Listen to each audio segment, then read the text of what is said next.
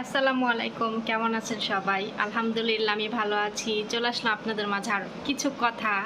আজকে এই ভিডিওর মাধ্যমে অনেক কথাই শেয়ার করব। সবাই একটু ধৈর্য সহকারে শুনবেন। আচ্ছা,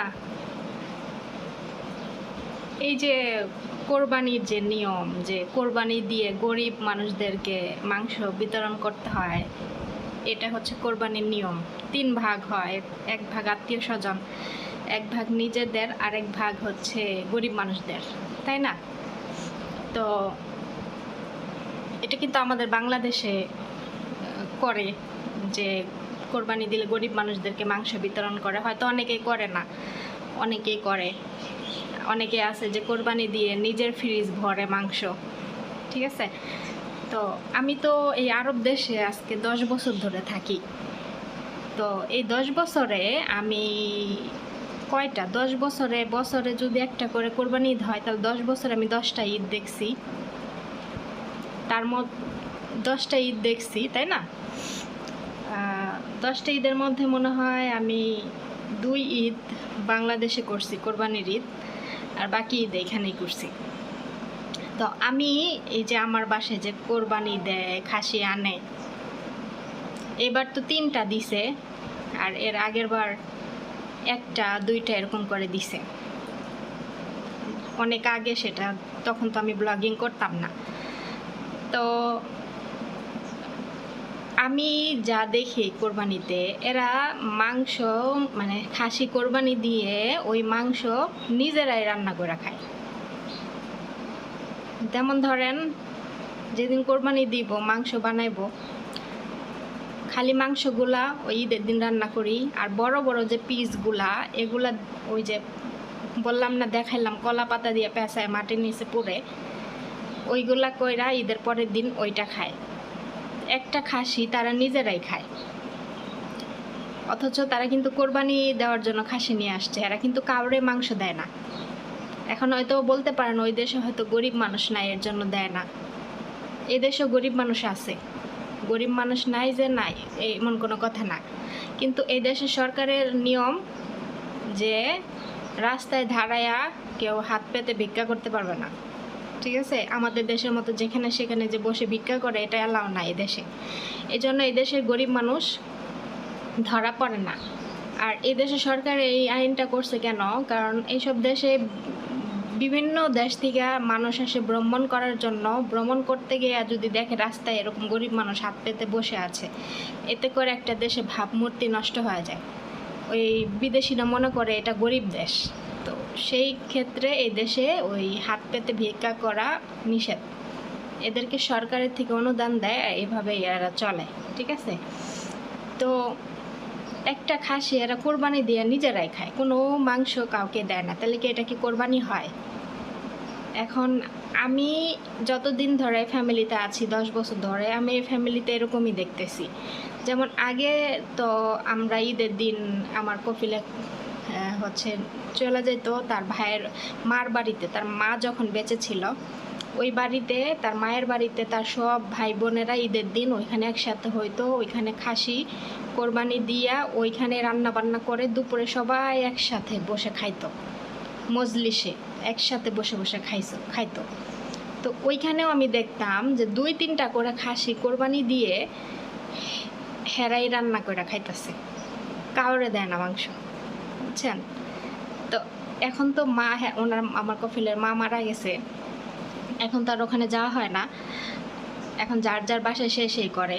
তো এখন আমার বাসায় ওই সেম, কোরবানি দিয়ে তারা নিজেরাই মাংস খায়। এখন আসে আরেকটা কথায়, আমার কফিল হচ্ছে বাসায় অটো মেশিন বসাইছে, মানে পানি মাটির নিচ থেকে উঠাইব ওইভাবে বসাইছে আর কি। এখন তো সরকারে কিনা লাইনের পানি এই করে, কিনা পানি ব্যবহার করে। তো এই কিনা পানি ব্যবহার করে দেখে যে উনি মাসে অনেক টাকা বিল আসে, পানি প্রচুর খরচ হয় এই বাসায়।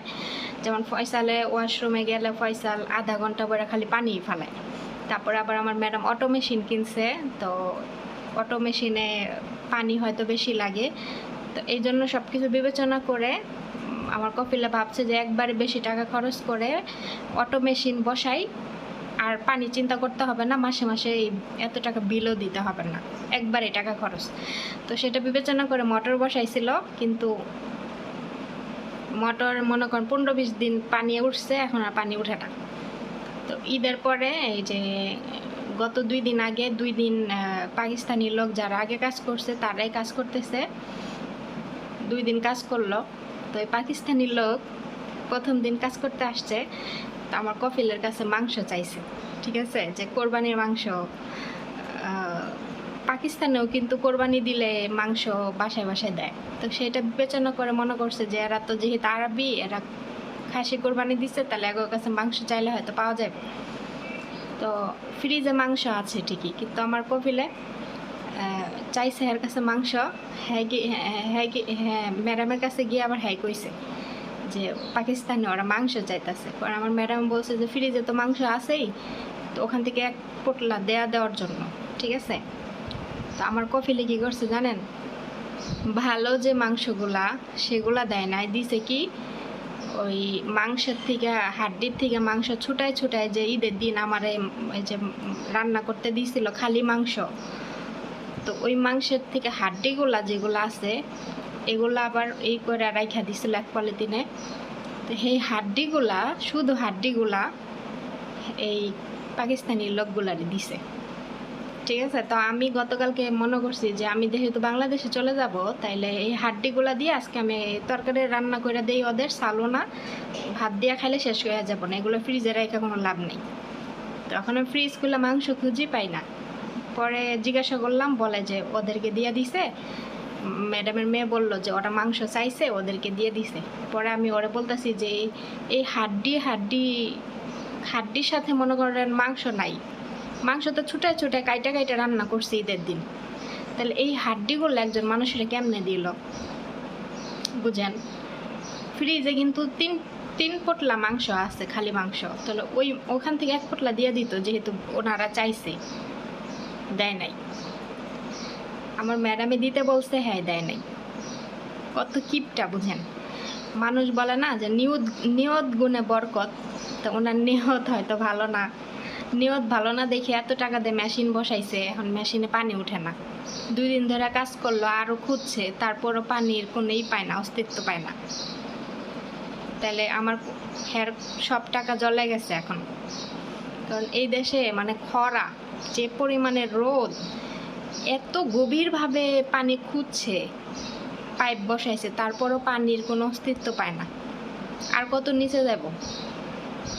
তো এই জন্য নিয়ত ভালো না দেখে আল্লাহ বরকত দেয় না, বুঝছেন, নিয়ত ভালো না। তো এই বিষয়টা দেখে আমি অবাক হয়ে গেছি যে কি করলো উনি। তো এই হচ্ছে আরব দেশের কোরবানি। আপনারা মনে করেন যে আরব দেশে হয়তো প্রপারলি সব কিছু মেনে কোরবানি করে, কিন্তু না, এরা মাংস খাসি কোরবানি দিয়ে এরা নিজেরাই খায়, কাউরে বিলি করে না, ঠিক আছে। আমার বাসায় এগুলো আমি দেখি না, এখন অন্য বাসায় করে কিনা সেটা আমি জানি না, আমি আমারটার কথা বললাম। আমি যে আমার ঈদ সালামির টাকা শেয়ার করছিলাম যে কত টাকা উঠছে, তো ওইখানে একজন কমেন্ট করছে যে আমি এই ঈদ সালামি নেওয়ার জন্যই ঈদের আগে বাংলাদেশে যাইনি। বুঝেন কমেন্টটা ধরন, মানে এই ঈদ সালামির লোভে হয়তো আমি বাংলাদেশে যাইনি। এখন ওনাকে আমি উত্তরটা দেই, আরে আপু শুনেন, ঈদ সালামি আমার কয় টাকা উঠছে? 23 রিয়াল। এই 23 রিয়াল না, 50 রিয়াল টাকা সবসময় আমার ব্যাগে, আমার পার্স ব্যাগে সবসময় 50 রিয়াল কোনায় পড়া থাকে, বুঝছেন। এই টাকা, এই 22-23 রিয়াল টাকার জন্য আমি বাংলাদেশে ঈদের আগে যাই নাই। তো আমি বাংলাদেশে ঈদের আগে যাই নাই কারণ প্রথমত আমার যদি 2 মাসের ছুটি দিত, তাহলে আমি ঈদের আগে বাংলাদেশে যাইতাম। যেহেতু আমার 1 মাসের ছুটি, আমার ব্যাংকে কিছু কাজ আছে বাংলাদেশে, এখন ঈদের জন্য ব্যাংক হয়তো 4-5 দিন ছুটি থাকবে, তো ওই কাজগুলো আমি ওই 4-5 দিন আমার এখানে চলে যাবে। তো আমি ব্যাংকে যাব, আমি একটা অ্যাকাউন্ট করব, অ্যাকাউন্ট চালু হইতেও অনেক কয়েকদিন, 10-12 দিন নাকি সময় লাগে। তো আমার আরও কিছু কাজ আছে, এগুলো আমি করব। তো সেই ক্ষেত্রে আমার যদি বন্ধ থাকে, তাহলে আমি আমার এইখানে টাইমগুলো লস যাবে। আর টাইমের কথা বাদ দেই, আমার নিজের কথা আমি বাদ দেই। আমি যদি ঈদের আগে যাইতেও চাইতাম, তারপরও ওনারা আমাকে যাইতে দিত না। আমার ম্যাডাম প্রথমে বলছিল যে ঈদের আগে যাইতে, কারণ উনি এটা ওনার মাথায় আসে নাই যে ওনার মেয়েদের পরীক্ষা ঈদের পরে, ওনার ডিউটি আছে, তো এই সময় আমাকে যাইতে দিবে না। তো উনি ওইটা নাই ভাই আমাকে ঈদের আগে যাইতে দিতে চাইছিল। হয়তো আমি যদি বলতাম যে হ্যাঁ আমি ঈদের আগে যাব, তাহলে উনি হয়তো আমাকে পরে না করতো যে না ঈদের আগে যাওয়া যাবে না, আমাদের স্কুল আছে, মেয়েদের পরীক্ষা আছে। কারণ ওরা এই যে স্কুল ড্রেস পরে পরীক্ষা দিতে গেছে, আইসা স্কুল ড্রেস ধোয়ার জন্য দিয়ে দিব, এগুলো ধুইবো, আয়রন করব, কে ওরা আয়রন করব? জীবনে না। একটা বেদানা ফল সুইলা খায় না, হেরা কাপড় চোপড় আয়রন করে পরবো? এগুলো আপনারা মনে করেন? আবার এই যে স্কুলে গেছে ওরা সবাই, বাসার কাজকর্ম, হ্যাঁ মেয়েদের পরীক্ষা, ওরা তো সারা দিন দরজা আটকায় ঘরের মধ্যে পড়ে, ওরা তো আর কোনো কাজকর্ম করতে পারবে না। আর আমার ম্যাডামের কাছে তো বাচ্চা থাকে, উনি কি কাজ করবে বাচ্চা নিয়ে? আমাদের দেশের মতো কি এরা নাকি যে বাচ্চা ঘুম পাড়ায় থুইয়া হাজার কাজ করবো ঘরে গুইরা গুইরা? জীবনও এগুলা করবো না। এরা বাচ্চা ঘুমাইলে হেরাও ওইও বাচ্চার লাগো এই জায়গায় বয়ে থাকবো, বাচ্চা থুয়ে 1 মিনিটও দূরে যাব না, বুঝছেন? এরা হলো এরকম। আর আমাদের দেশের মতো এরকম না যে বাচ্চা ঘুম পাড়ায় থুয়ে এত এত কাজ করব, এগুলা না। তো ঈদের আগে আমি যাইতে চাইলেও আমাকে ওনারা যাইতে দিত না, ঠিক আছে? এই যে আমি ঈদের 2-4 দিন পরে যাইতে চাইছিলাম, তাও তো আমার যাইতে দিল না, কারণ ওই হ্যাঁ মেয়েদের পরীক্ষা। আমি চলে গেলে 1 মাস ওনার মেয়েরা 2 মেয়ে বাসা ঘর বাড়ি পরিষ্কার করবে, কাজ করবে, আর মানে রেস্টুরেন্ট থেকে খাবার কিনাই না খাবে 3 বেলা। তাহলে এখন তো ওদের পরীক্ষা, ওরা পড়াশোনা করবে না, এই কাজ করবে। আবার আমার ম্যাডামের স্কুল বন্ধ হয় নাই, উনিও বাসায় থাকবে না। তাহলে এই যে পিচ্ছিটা আর ফয়সাল, এই দুইটা রেখে খালি বাসায় রেখে ওনারা ডিউটি করবে? তো আমি আমার ম্যাডামের বড় মেয়েকে বলছিলাম যে আমি ঈদের 2-4 দিন পরে চলে যাব হয়তো। ও আবার আমার ম্যাডামকে বলছে, আমার ম্যাডাম আবার বলছে যে না, আমাকে ওদের পরীক্ষা শেষ হবে 10 তারিখে, 10 তারিখে পরীক্ষা শেষ হলে আমাকে আগে টিকিট কাটবে, যাতে আমার 10 তারিখে ফ্লাইট হয়, ঠিক আছে? এরকমভাবে আমাকে টিকিট কাইটা দিবে। তো আমি বলছি ঠিক আছে, সমস্যা নাই, কারণ আমি যদি আগেও যাই তাও আমার 1 মাস পরে ঘুরে আসতে হবে, আর পরে গেলেও আমার 1 মাস পরে ঘুরে আসতে হবে। এতদিন যেহেতু ধৈর্য ধরছি, আর 10 দিন আমার কাছে কোনো ব্যাপার না। এই তো আজকে 1 তারিখ, 10 দিন চলে যাবে দেখতে দেখতে, কোনো ব্যাপার না। আর এখানে আপনি আইসা কমেন্ট করেন যে আমি এই সালামির লোভে আমি বাংলাদেশে যাই নাই। আপনারা তো বললামই যে সালামি তো 22-23 রিয়াল উঠছে, আমার 50 রিয়াল টাকা সবসময় আমার পার্স ব্যাগে থাকে। তো আজকে ইনকাম করতেছি দেখা জোর গলায় বলতে পারতেছি, বুঝছেন? তো মানুষকে উল্টাপাল্টা কমেন্ট না কইরা হচ্ছে মন বিশুদ্ধ করেন। আর গত পরশুদিন আমি আমার ম্যাডামের সাথে মার্কেটে গেছি, কারণ ওনার মেয়েরা তো পড়াশোনা করতেছে, ওদেরকে নিয়ে বের হয় না, ওরা 2 জন পরে। ওই ম্যাডাম বাহিরে গেলে এখন বাচ্চাকে তো গাড়িতে কোলে রাখতে হয়, তাহলে আমাকে সাথে করে নেওয়া যায়। তো গত 2 দিন আগে মার্কেটে গেছি। এখন আমি ম্যাডামদের ভিতর থেকে চলে আসলাম, কথা বলতেছিলাম ম্যাডামের মেয়েদের রুমে। তো আমার কফিলে ঘুম থেকে উঠে পড়ছে, উঠে দেখি তার ছোট মেয়েকে ডাকতেছে। পরে আমি এর জন্য আর ওখানে ভিডিও বানাই নাই, কারণ যেহেতু আমি এখানে ম্যাডামকে নিয়ে কিছু কথা বলবো, ম্যাডাম বললে আবার আমার কফিলে মনে করবে যে কি বলতেছি ম্যাডামের নামে। তো যাই হোক, আমি আমার ম্যাডামের কথা বলি। গত 2 দিন আগে আমার ম্যাডামের সাথে আমি মার্কেটে গেছি। তো আমার ম্যাডামের কেনাকাটা শেষে চকলেটের যে সেকশন, ওইখানে গেছে ওনার বাচ্চাদের জন্য চকলেট কিনতে। তো উনি আমাকে বলতেছে যে আমার এখান থেকে যে যে চকলেট পছন্দ সেগুলো নিতে, আমার বাংলাদেশে নেওয়ার জন্য। হ্যাঁ, আমার ম্যাডাম এগুলো আমাকে বলছে, কিন্তু বিশ্বাস করেন আমি একটা চকলেট, 1 বক্স তো দূরের কথা, আমি একটা চকলেটও আমি ওখান থেকে নেই নাই। কেন জানেন?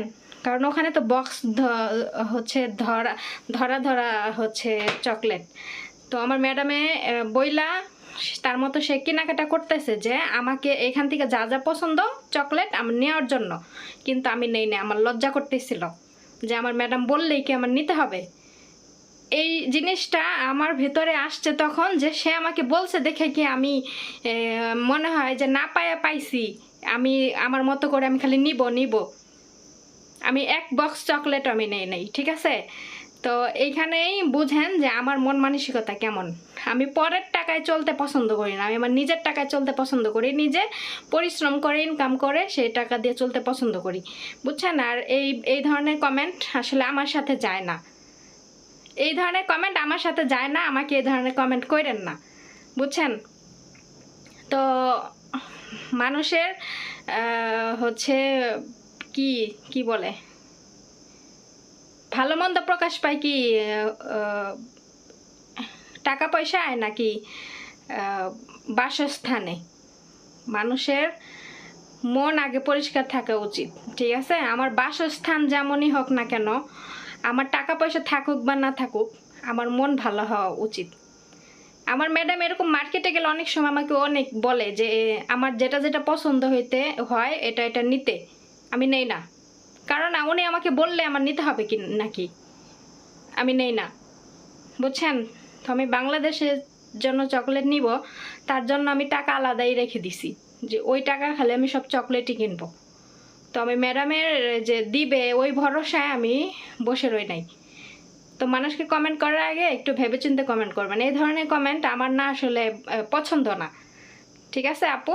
আশা করি বুঝতে পেরেছেন আপনি, হয়তো আপনি বুঝেন নাই, জানেন না আমার সম্বন্ধে, নতুন ভিডিও দেখতেছেন এর জন্য হয়তো বলে ফেলছেন যে আমি ঈদ সালামির জন্য ঈদের আগে বাংলাদেশে যাই নাই। মানে হাসি আসে। তো যাই হোক, অনেক কথাই বললাম, ভুল ত্রুটি হলে ক্ষমা দৃষ্টিতে দেখবেন। সবাই ভালো থাকবেন, সুস্থ থাকবেন, দেখা হবে আবার নেক্সট ভিডিওতে। আল্লাহ হাফেজ, আসসালামু আলাইকুম।